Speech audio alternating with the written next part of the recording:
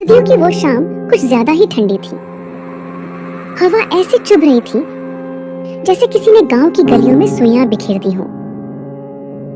कच्चे घरों से निकलता धुआं आसमान में घुल रहा था और सूरज थका हारा पहाड़ियों के पीछे छिप चुका था।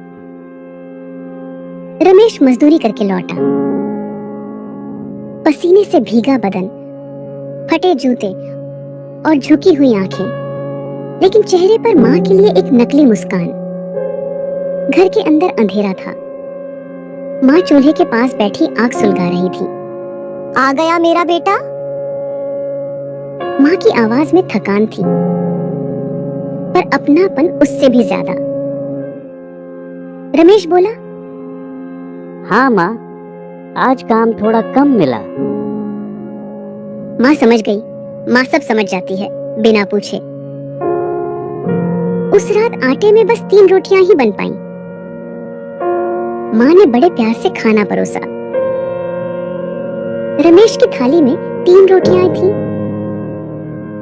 और मां की थाली में सिर्फ 1। रमेश ने फिर पूछा, माँ, आप हमेशा कम क्यों खाती हो? मां हल्की सी हंस पड़ी।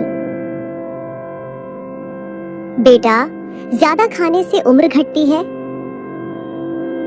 रमेश कुछ नहीं बोला, लेकिन रोटी उसके गले से नीचे नहीं उतर रही थी। खाना खत्म कर मां लेट गई। बाहर ठंड और बढ़ गई थी। छप्पर पर गिरती हवा की आवाज जैसे रमेश के दिल पर गिर रही हो। उसे बचपन याद आ गया, जब स्कूल से लौटते वक्त वो भूखा रोता था और मां कहती थी, पहले मेरे बेटे का पेट भरे, मां बाद में खा लेगी। आज वही बेटा बड़ा हो चुका था, पर मां अब भी वही थी। रमेश उठा, धीरे धीरे रसोई में गया, अपनी थाली से एक रोटी उठाई और मां की थाली में रख दी। फिर दूसरी, फिर तीसरी। अब उसकी थाली खाली थी, पर दिल भरा हुआ।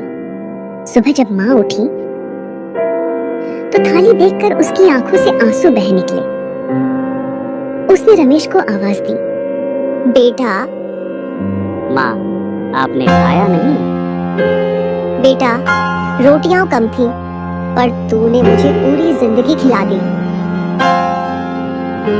उस दिन रमेश समझ गया, माँ के लिए बेटा कमाने वाला नहीं, समझने वाला होना चाहिए।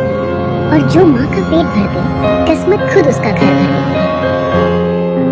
सीख माँ की थाली में रखी एक रोटी जिंदगी की सबसे बड़ी कमाई होती है।